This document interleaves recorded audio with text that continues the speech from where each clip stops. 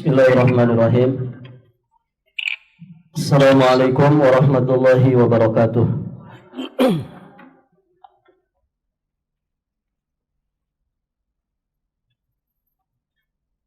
Alhamdulillahi rabbil alamin. Wassalatu wassalamu ala asyrafil anbiya wa imamil mursalin nabiyyina Muhammadin alaihi afdhalus salati wa atammut taslim wa ala alihi wa ashabihi ajma'in wa sallama tasliman mazidan ila yaumiddin, thumma amma ba'd. Allahumma inna nas'aluka ilman nafi'an wa rizqan thayyiban wa amalan mutaqabbala.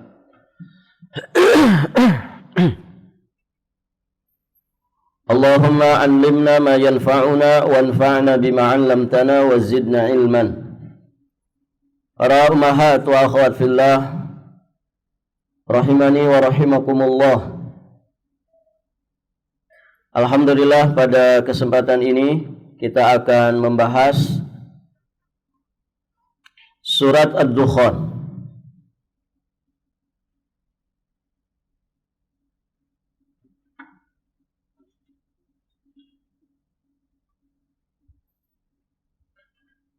Surat ini surat nomor keberapa?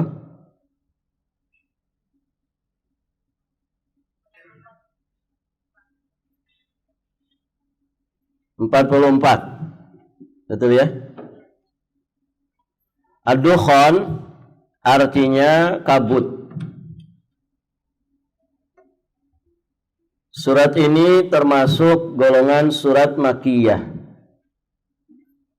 Terdiri dari 59 ayat. Tema utama dari surat Ad-Dukhan adalah peringatan Allah Subhanahu wa taala agar tidak tertipu dengan kekuasaan dan kekuatan. Manusia dengan kekuasaan dan kekuatan seringkali mendorong dirinya untuk bertindak zalim, berlaku sewenang-wenang dalam kehidupannya.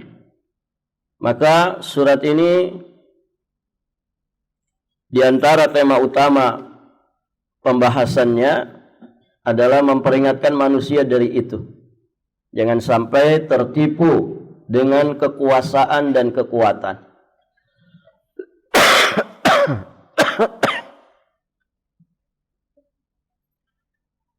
Dinamakan Ad-Dukhan yang diambil dari perkataan dukhan.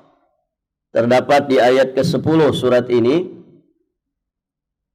Dinamakan Ad-Dukhan karena Allah Subhanahu wa taala menjadikan Ad-Dukhan sebagai takhwif,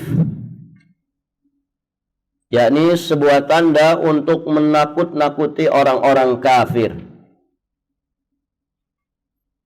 Tatkala mereka mengalami paceklik dan kelaparan lantaran mereka mendustakan Rasulullah sallallahu alaihi wasallam, mereka memandang ke langit, kemudian mereka melihat seperti bentuk kabut, ya, saking dahsyatnya kesusahan dan juga kepayahannya.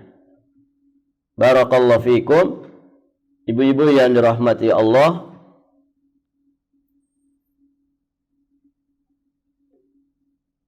Nah, inilah kenapa surat ini dinamakan dengan Ad-Dukhan.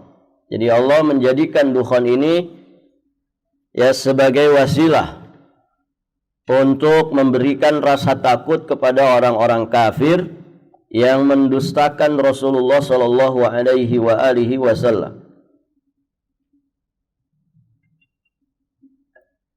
Kemudian Ad-Dukhan itu termasuk surat yang disebut dengan Al-Hawamim.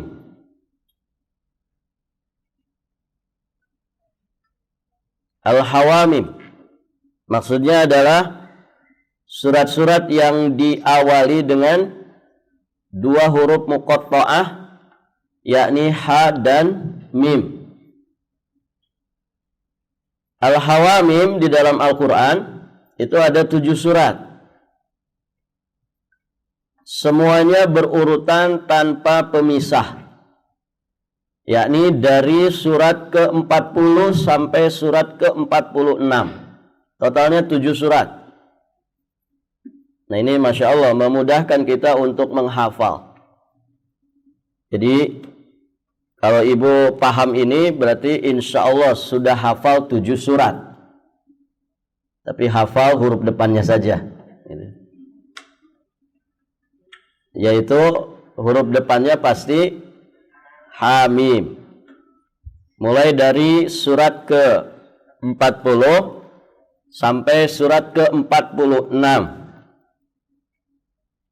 Surat ke-40 surat Ghafir atau surat, nama lainnya apa? Al-Mu'min. Al-Mu'min. Kemudian surat 41 Fussilat. Kemudian surat Asy-Syura. Surat Az-Zuhruf. Surat ke-44 Ad-Dukhan. Kemudian ke-45 Al-Jathiyah dan ke-46 Al-Ahqaf. Al-Ahqaf dan surat Al-Jathiyah alhamdulillah sudah kita bahas.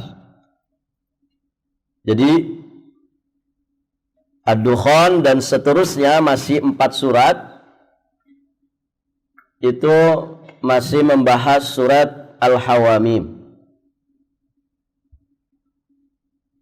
Nah, supaya memudahkan, ada inti pembahasan yang sama di surat-surat Al-Hawamim ini. Kita sebutkan 3 poin. Jadi 7 surat ini, ibu-ibu yang dirahmati Allah, punya tema pembahasan yang sama dalam 3 hal. Yang pertama, ke-7 surat ini seluruhnya adalah surat-surat Makkiyah. Ini kesimpulan-kesimpulan yang dibuat para ulama seperti ini. Masya Allah, ini memudahkan kita untuk menghafal dan juga untuk memahami tema pembahasan. Jadi 7 surat ini seluruhnya adalah Makkiyah. Surat yang diturunkan sebelum Nabi SAW hijrah ke kota Madinah. Kemudian tema yang sama dari 7 surat itu, permulaan dari 7 surat ini semuanya menyebutkan tentang nilai dari Al-Quranul Karim, yakni pada ayat kedua semuanya sama membahas tentang nilai kedudukan dari Al-Quranul Karim. Semuanya di ayat kedua, kecuali di surat Asy-Syura itu ada di ayat ketiga. Intinya kan sama di permulaan surat. Semuanya membahas tema yang sama, yakni menyebutkan nilai dan kedudukan dari Al-Quranul Karim. Baik. Kemudian yang ketiga, ke-7 surat ini juga menyebutkan kisah Nabi Musa. Kisah Nabi Musa alaihi salam dan juga dakwahnya beliau kepada kaumnya. Baik, ibu-ibu yang dirahmati Allah.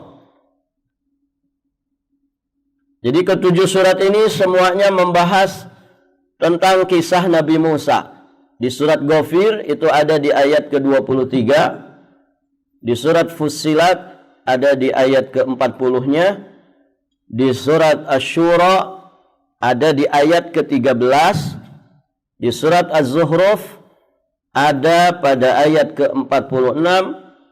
Di surat Ad-Dukhannya ada pada ayat ke-18. Jadi nanti di pembahasan surat ini, di ayat ke-18 akan ada kisah Nabiullah Musa alaihi salam. Di surat Al-Jathiyah yang sudah pernah kita bahas, juga sudah dijelaskan di ayat 16 dan 17. Kemudian di surat Al-Ahqaf di ayat yang ke-12-nya. Intinya sama-sama menyampaikan tentang kisah Nabi Musa alaihi salam. Baik, ibu-ibu yang dirahmati Allah.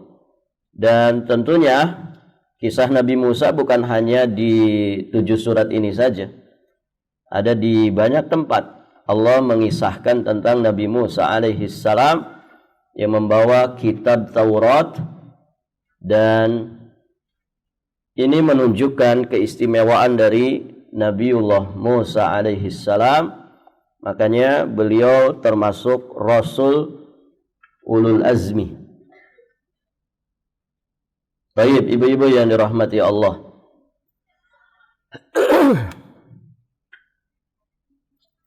Itu sedikit mukaddimah berkaitan dengan surat Ad-Dukhan.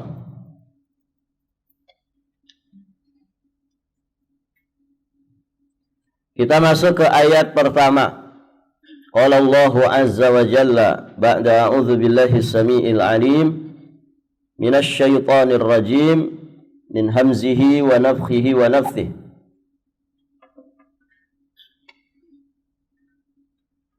Bismillahirrahmanirrahim. Ha mim. Haknya berapa harokat? Haknya 2 harokat. Mimnya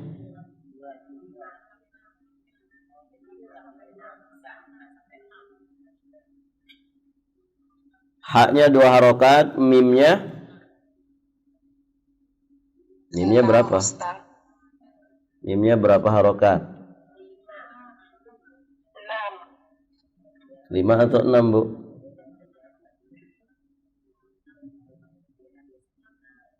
Haknya 2 harokat.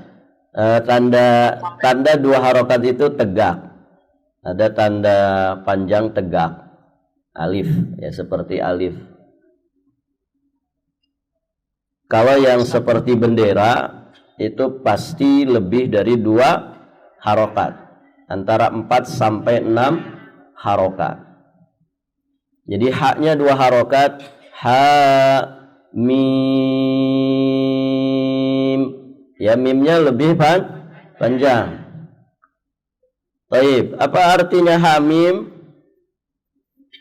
Allahu a'lam bimuradihi bidzalik. Itu yang dijelaskan oleh para ulama.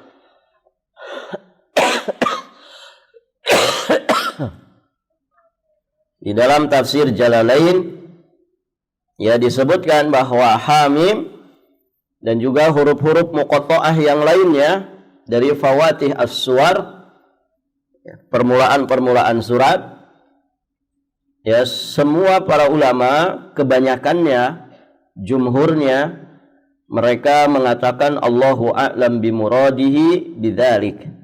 Sebagian ada yang menafsirkan, ya. Namun insyaallah jumhur mufassirin mereka semua menyatakan seperti itu. Allahu a'lam bimuradihi bidzalik. Jadi ini hamim ini huruf muqatta'ah, huruf yang terpisah-pisah yang menjadi awal pembuka beberapa surat di dalam Al-Qur'anul Karim. Baik, ibu-ibu yang dirahmati Allah, kita pernah membahas beberapa faidah. Kalau tidak salah ada sekitar 5 atau 6 faidah dari huruf muqatta'ah di awal pembahasan surat Al-Jathiyah dulu. Baik, ibu-ibu yang dirahmati Allah.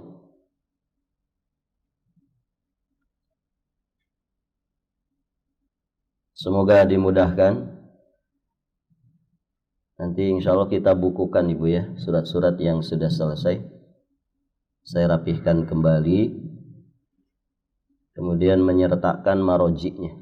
Sudah banyak yang selesai. Al-Ahqaf. Yang awal ibu dikasih PDF itu surat apa, Bu? Masih ingat nggak? Dari mulai surat apa Ibu dapat PDF itu? Al-Jasiyah jelas ya. Al-Jasiyah dari awal sampai akhir. Al-Ahqaf kayaknya ya. Mulai dari Al-Ahqaf ya. Muhammad juga. Muhammad juga sudah Ustaz. Iya.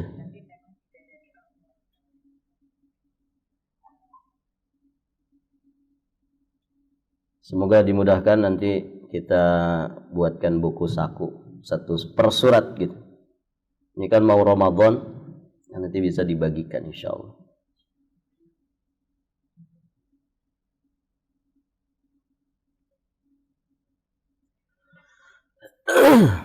Baik, ibu-ibu yang dirahmati Allah, tentu ada hikmah. Ada hikmah dari surat Muqatta'ah ini. Di antara hikmahnya menunjukkan tentang kemukjizatan Al-Quranul Karim. Ini bukti bahwasanya Al-Quran itu mukjizat dari Allah Subhanahu wa Ta'ala. Karena metode Al-Quran, kemudian kerangka pembahasan Al-Quran, demikian pula kalimat-kalimat, lafaz-lafaznya, lebih-lebih kandungan dari maknanya, tafsirannya, semua adalah perkara yang sangat menakjubkan. Sehingga Al-Quranul Karim itu adalah mukjizat terbesar yang diterima oleh Nabi Muhammad SAW. Nah, termasuk ciri kemukjizatannya adanya huruf-huruf muqatta'ah seperti ini. Yang ini tidak bisa sembarangan ditiru. Dia mengandung gaya bahasa yang sangat luar biasa. Kemudian yang berikutnya,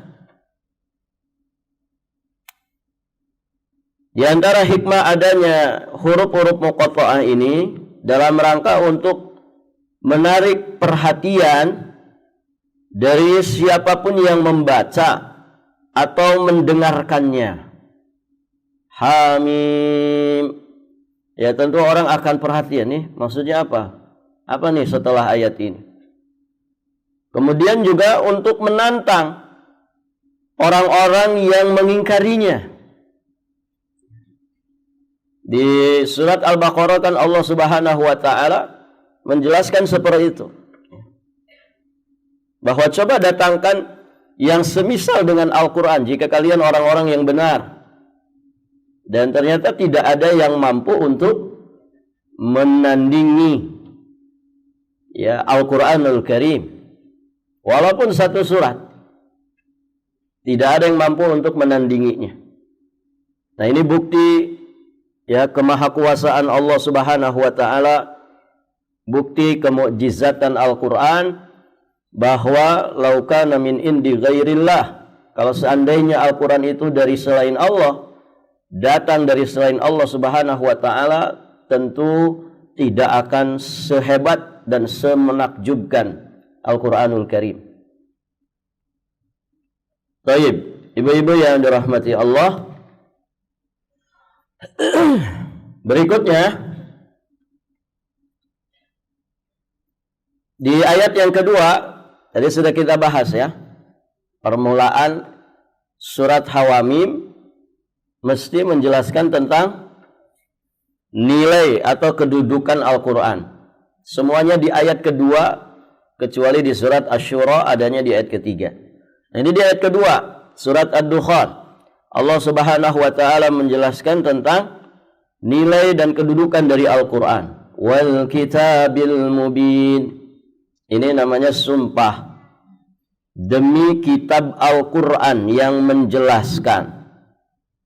Dalam ayat ini Allah Subhanahu wa Ta'ala bersumpah dengan Al-Quran, dan Allah bersumpah sesuai dengan kehendaknya. Allah bersumpah dengan apapun sesuai dengan kehendaknya. Beda dengan manusia, man kana halifan falyahlif billah. Siapa yang ingin bersumpah, maka bersumpahlah dengan nama Allah saja. Man halafa bi ghairillah faqad asyrak. Siapa yang sumpah dengan nama selain Allah, sungguh dia telah berbuat syirik. Ya, Allah bersumpah sesuai dengan kehendaknya. Di sini Allah Subhanahu wa taala bersumpah dengan Al-Qur'an. Hal ini menunjukkan kemuliaan, keistimewaan dan kedudukan Al-Qur'an sebagai wahyu dari Allah Subhanahu wa taala dan sebagai mukjizat terbesar bagi Rasulullah sallallahu alaihi wasallam. Ya, sebagaimana kaidah yang sering kita bahas ketika menjelaskan tentang qasam, ya, sumpah Allah di dalam Al-Qur'anul Karim.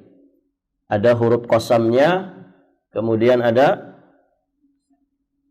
al-muqsam bih. Huruf qasam, kemudian al-muqsam bih, satu lagi apa, Bu? Al-muqsam alaih. Ada huruf qasamnya, kemudian ada alat sumpahnya yang dijadikan perangkat sumpah, kemudian ada isi sumpah. Nah, di sini muqsam bihnya adalah Al-Qur'anul Karim. Ya, sesuatu yang dijadikan oleh Allah sebagai alat sumpah, maka dia adalah sesuatu yang memiliki kedudukan, keistimewaan tersendiri. Al-Quran jelas kedudukannya. Kemudian di sini Allah Subhanahu wa taala mensifati atau menjuluki Alkitab dengan Al-Mubin. Salah satu di antara sifat dan julukan bagi Al-Quran adalah Al-Mubin, yang artinya yang menjelaskan. Ayat yang semakna juga ada di surat Al-Maidah ayat 15. Di ayat tersebut Allah juga mensifati kitab dengan mubin, ya, artinya yang menjelaskan. Dijuluki Al-Mubin karena Al-Quran itu jelas perkaranya, nggak ada kesamaran di dalamnya. La raiba fih hudal lil muttaqin. Baik. Al-Quran memberi penjelasan tentang halal dan haram dan menjadi penerang jalan petunjuk bagi para hambanya dari awal diciptakan sampai wafatnya.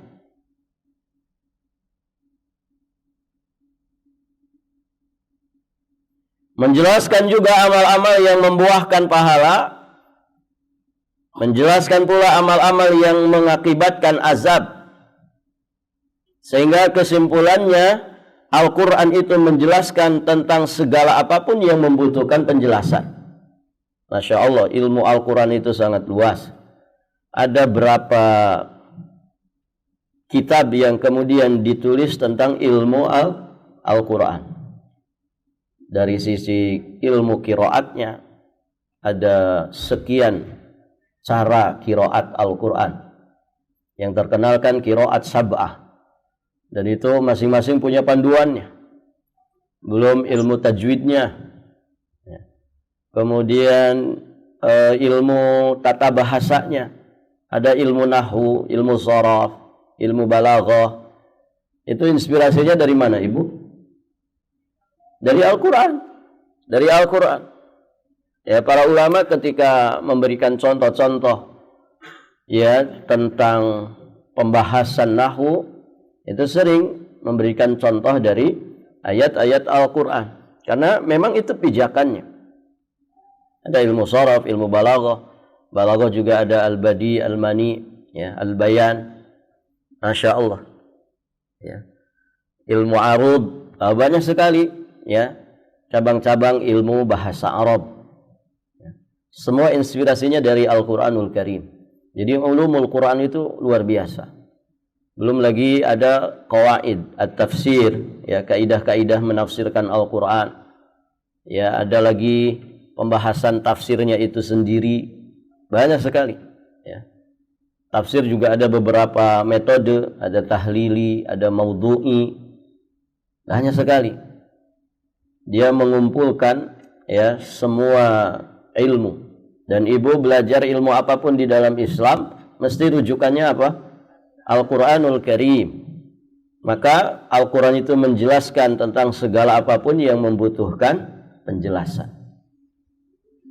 Dan dia adalah asdaqul hadis. Fa inna asdaqul hadis kalamullah atau kitabullah. Ya, sebenar-benarnya perkataan adalah firman-Nya Allah Subhanahu wa ta'ala. Baik. Nah, itulah al-mubin. Semua dijelaskan. Panduan hidup manusia dari awal sampai akhirnya, zahir dan batinnya, dunia dan juga akhiratnya. Semua kumpul di dalam Al-Quran. Kemudian ayat ketiga, Allah Subhanahu wa ta'ala berfirman, Inna anzalnahu fi lailatin mubarakatin Inna kunna munzirin. Sesungguhnya kami menurunkannya pada suatu malam.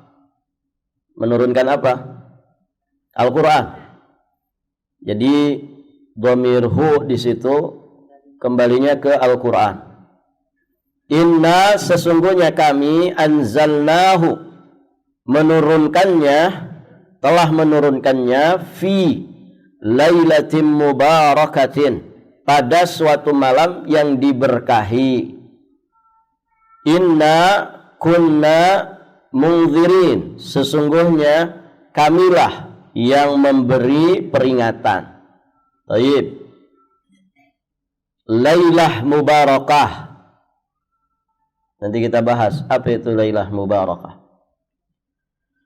Ibu-ibu yang dirahmati Allah, inna sesungguhnya kami, kalimat inna yang artinya sesungguhnya kami tidaklah membatalkan kemahaesaan Allah. Kami itu kan berarti banyakan, begitu ya, kalau secara letterlocknya. Namun ketika Allah mengungkapkan dirinya dengan kalimat inna sesungguhnya kami, ini sama sekali tidak membatalkan kemahaesaan Allah Subhanahu wa ta'ala. Allah di dalam Al-Quran terkadang menyebutkan dirinya dengan bentuk jamak, kami. Nah, itu tidaklah menunjukkan bahwa Allah itu berbilang, bahwa Allah itu banyak. Namun hal itu bermakna pengagungan dalam rangka menghormati dirinya sendiri dan mengagungkan dirinya sendiri. Kalau itu diucapkan manusia, tentu dalam rangka adab, kesopanan dan menghormati ya orang yang di hadapannya. Ya, terkadang kan kita pun mengungkapkan kalimat yang seperti itu. Ibu jadi MC misalkan. Kalau jadi MC, saya atau kami? Biasanya kami kan. Kalau saya itu kurang sopan. Bapak Gubernur yang saya hormati itu kurang enak didengar. Biasanya dengan ungkapan yang kami hormati. Padahal ibu sendirian yang jadi MC sendirian, tapi ibu mengungkapkannya dengan kalimat kami. Bukan berarti ibu banyakan, tapi ini dalam rangka takrim. Ya, dalam rangka memuliakan dan menghormati, memberikan penghormatan. Kalau manusia ya kepada orang yang di hadapannya. Barakallahu fikum. Nah, kalau Allah yang mengungkapkannya, maka beliau sedang mengagungkan dirinya, sedang mendudukkan kedudukannya beliau, kedudukannya yang maha agung, yang maha besar. Kami begitu. Dan ini dikenal dalam bahasa. Nah, ayat-ayat seperti ini sering dijadikan senjata oleh orang-orang orientalis, oleh orang-orang yang berusaha memurtadkan kaum muslimin. Tuh katanya Allah dalam banyak ayat, di surat Al-Hijr, di surat Yasin, di surat Al-Qadr, ya, di banyak surat, ya. Allah Subhanahu wa taala afwan.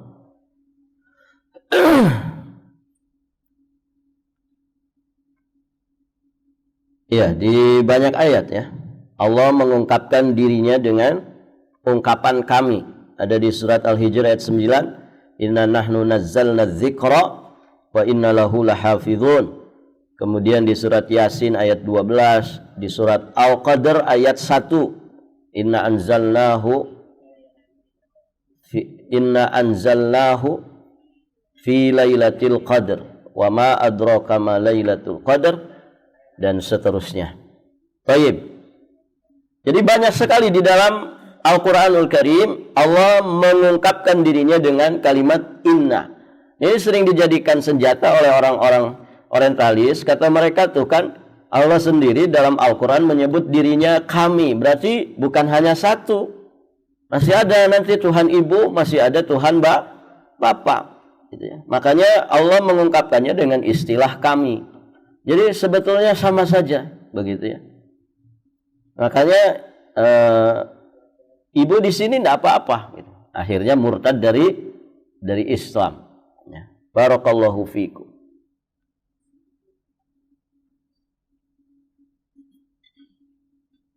Berikutnya kalimat anzalnahu, sesungguhnya kami telah menurunkannya. Anzalnahu. Di sini ada faedah penetapan sifat al-ulu, maha tingginya Allah Subhanahu wa taala. Dari sisi mana? Dari sisi tidaklah disebut ungkapan kami telah menurunkan Al-Quran, melainkan hal tersebut menunjukkan bahwa Allah itu zat yang maha tinggi. Yang namanya turun itu dari atas ke bawah, begitu kan? Allah menurunkan Al-Quran, maka ini menunjukkan bahwa Allah itu maha tinggi. Allah maha tinggi. Ini isyarat bahwa Allah itu maha tinggi. Kemahatinggian Allah Subhanahu wa taala banyak Allah ungkapkan di dalam Al-Quran, disebutkan oleh Nabi di dalam banyak hadisnya. Kemudian juga ijma'nya para ulama, ya fitrahnya manusia mengakui tentang kemahatinggian Allah Subhanahu wa ta'ala. Itu fitrah, nggak bisa dibohongi, ibu ya. Orang awam saja paham kalau ada hal-hal yang sifatnya jelimet, ya kadang secara fitrah ketawakalannya itu muncul dengan ungkapan kita pasrahkan saja semua urusan ini kepada yang di atas, begitu kan? Itu loh, orang-orang awam ya memahami itu. Maka aneh kalau orang belajar semakin tinggi ilmunya kok nggak paham Allah itu di atas. Ya. Ini kan aneh. Yang dipelajari apa sebetulnya? Orang awam sendiri paham. Ya, kita pasrahkan urusan kita kepada orang yang di atas.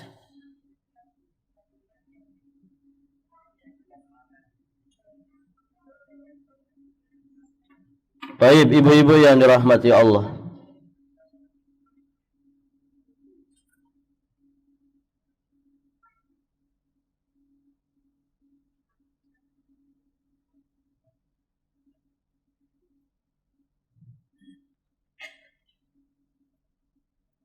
Ditambah lagi ya di antara nama-nama Allah yang husna, di antara nama-nama Allah yang husna, Allah memiliki nama Al-Ali, Al-A'la, Al-Muta'ali, yang semuanya bermakna zat yang maha tinggi. Al-Ali, Al-A'la, Al-Muta'ali. Tadi footnote keempat kelewat ibu ya. Yang kalimat inna menunjukkan makna pengagungan, itu juga nanti akan disebutkan lagi di penghujung ayat ini. Inna kunna mungzirin. Baik, ibu-ibu yang dirahmati Allah.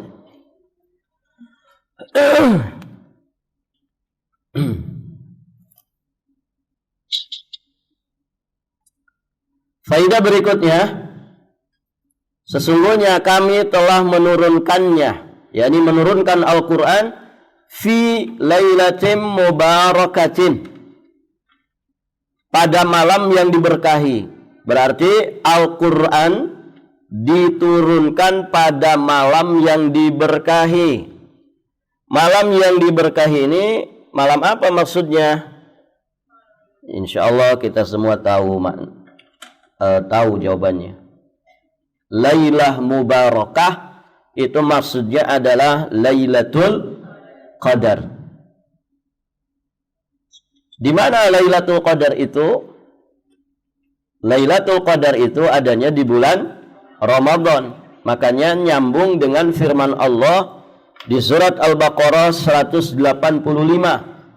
Syahrul Ramadhan alladzi unzila fihil Qur'an. Bulan Ramadan adalah bulan yang di dalamnya diturunkan Al-Quran. Allahumma ballighna Ramadan. Allahumma sallimna Ramadan wa tasallamhu minni mutaqabbala. Semoga Allah Subhanahu wa taala menyampaikan usia kita ke bulan Ramadan, menyampaikan Ramadan untuk kita semua dalam keadaan sehat afiat lahir batin, dalam keadaan yang lebih baik dari Ramadan sebelumnya. Amin. Allahumma ya rabbal alamin. Jangan takut bilang amin. Baik, ibu-ibu yang dirahmati Allah.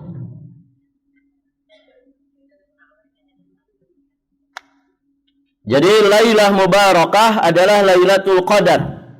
Dan ini senada dengan firman Allah di surat Al-Baqarah 185 tadi. Ditambah lagi di surat Al-Qadar ayat yang pertama, Inna anzalnahu fi lailatul qadr. Sesungguhnya kami telah menurunkan Al-Quran pada malam kemuliaan, Lailat Al-Qadar.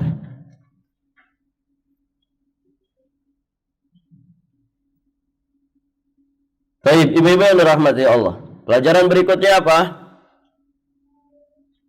Dari kalimat fi lailatin mubarakah ini menunjukkan betapa tingginya kedudukan Al-Quranul Karim. Semua kemuliaan itu ada pada Al-Quran. Makanya salah satu di antara sifat dari Al-Quran adalah Al-Karim. Artinya apa Al-Karim? Mulia. Kenapa mulia? Karena memang kemuliaan berkumpul di dalam Al-Quran. Betapa tidak, ibu-ibu yang dirahmati Allah, Allah telah menurunkannya, maksudnya menurunkan Al-Quran kepada manusia yang terbaik. Siapa? Nabi Muhammad sallallahu alaihi wasallam. Dengan perantaraan malaikat terbaik, Ruhul Kudus, Ruhul Amin. Siapa? Malaikat Jibril alaihi salam. Juga dengan bahasa terbaik. Apa bahasa Al-Quran? Lughat Al-Arabiyah. Bahasa terbaik di muka bumi ini. Bahasanya Islam dan kaum muslimin. Ya, bahasa yang paling tegas, paling jelas, paling kaya. Bahasa yang menyatukan kaum muslimin dimanapun mereka berada. Bahasa yang akan sampai ke kehidupan akhirat nanti. Baik. Kalau bahasa kita, Bu, bahasa Bugis gitu, bahasa Jawa. Nanti di surga pakai bahasa daerah enggak ya? Sebagian ulama menjelaskan bahasa di surga itu bahasa Arab. Barakallahu fikum. Ustaz, saya nggak bisa bahasa Arab, nanti nggak masuk surga. Makanya belajar. Taib, ibu-ibu yang dirahmati Allah.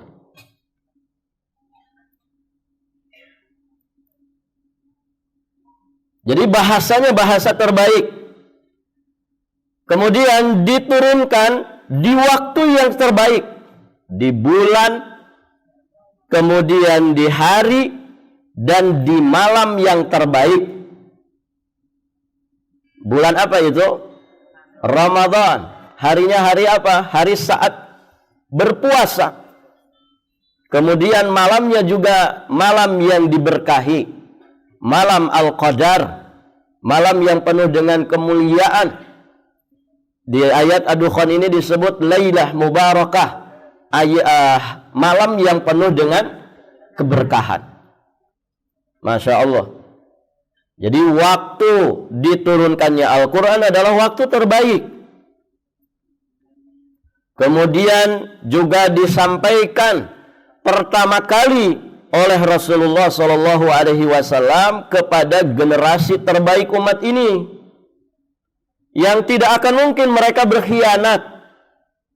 Artinya disampaikan sebagaimana apa yang disampaikan oleh Rasulullah, nggak akan ditutup-tutupi, nggak akan ada yang disembunyikan, karena mereka tidak punya kepentingan apapun melainkan kepentingan untuk menyampaikan risalahnya Rasulullah Sallallahu Alaihi Wasallam.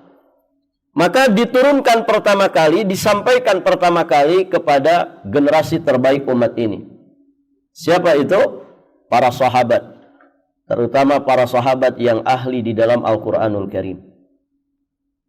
Baik. Makanya kalau ibu punya sanad qiraat, itu mesti nyambung ke qiraatnya sahabat, baru kepada Rasulullah Sallallahu Alaihi Wasallam. Baik. Jadi pertama disampaikan Al-Quran adalah kepada generasi terbaik umat ini, yakni para sahabat. Kemudian juga diturunkan di tempat yang terbaik. Di mana itu? Mekah dan Madinah. Ada ayat Quran yang turun di Balikpapan? Tidak ada. Ya. Hanya di Mekah dan Madinah, dua kota suci, dua tanah suci. Makanya suratnya ada surat Makkiyah dan surat Madaniyah. Tidak ada surat Balikpapaniyah. Ya. Hanya dua tempat ini saja sebagai dua tempat terbaik di atas muka bumi ini. Baik, ibu-ibu yang dirahmati Allah, faidah terakhir, inna kunna mungzirin. Allah kembali menyebut dirinya dengan inna. Tadi ya, ini maknanya adalah pengagungan. Allah sedang mengagungkan, memahabesarkan dirinya, karena memang Allah pantas untuk itu sebagai Rabbul Alamin. Kalau kita ya tidak boleh mengagung-agungkan diri sendiri, tidak boleh mengangkat-ngangkat diri sendiri. Tahu nggak kamu siapa saya? Ya. Begitu kan? Kalau orang pengen menampilkan kehebatannya, tahu nggak di hadapanmu ini siapa? Kamu nanya. Gitu. Barakallahu fikum. Itu kalau manusia ngomong begitu sombong amat, gitu. Tapi kalau Allah berhak untuk sombong. Ya, Allah itu berhak untuk mengagungkan dirinya sendiri, memahabesarkan dirinya sendiri. Karena begitulah sifat-sifat ketuhanan. Allahu Rabbul Alamin. Allahu Al-Ali Al-Kabir. Ya Allah Al-Aziz Al-Ghaffar. Allah Al-Qadir Al-Muqtadir. Maka di sini Allah kembali ya mengungkapkan kalimat inna untuk mengagungkan dirinya. Kunna mungzirin, sesungguhnya kamilah yang memberi peringatan. Maksudnya apa? Allah telah memberitahukan dengan Al-Quran yang dibawa oleh Nabi Sallallahu Alaihi Wasallam tersebut kepada manusia tentang segala apa yang bermanfaat untuk mereka dan menakut-nakuti mereka. Indar itu al-ikhbar ma'at takhwif. Indar itu dalam bahasa Arab artinya ya, al-ikhbar, menyampaikan sesuatu ya dengan menakut-nakuti ya, supaya muncul rasa takut pada orang yang mendengarnya. Nah begitu, itu namanya inzar. Maka Rasulullah yang membawa Al-Quran dari Allah itu basyiran wa nadhira. Beliau memberikan kabar gembira juga menyampaikan inzar, peringatan keras, begitu Ibu. Inzar itu peringatan keras. Karena menyampaikan sesuatu dengan gaya menakut-nakuti supaya lahir rasa takut pada hati manusia kepada Allah Azza wa Jalla. Nah, ad-dukhan juga demikian. Ad-dukhan ini dalam rangka takhwif. Ya, memberikan rasa takut kepada orang-orang yang membangkang, mendustakan Rasulullah sallallahu alaihi wa alihi wasallam. Jadi Allah memperingatkan segala sesuatu. Apa yang bermanfaat bagi manusia, Allah pun memperingatkan mereka, menakut-nakuti mereka dari apa yang madarat bagi mereka melalui hukum syariat yang terkandung di dalam Al-Quran supaya tegak hujah Allah terhadap para hambanya. Barakallahu fikum. Ibu-ibu yang dirahmati Allah, alhamdulillah 3 ayat pertama ya sekaligus muqaddimah ini sudah kita bahas. Insyaallah taala nanti kita lanjutkan di kesempatan berikutnya. Minggu depan mau rihlah Bu.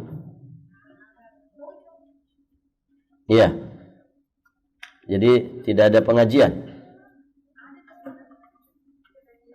Kultum saja gitu ya. Kultum, kuliah terserah antum. 2 jam kita nanti.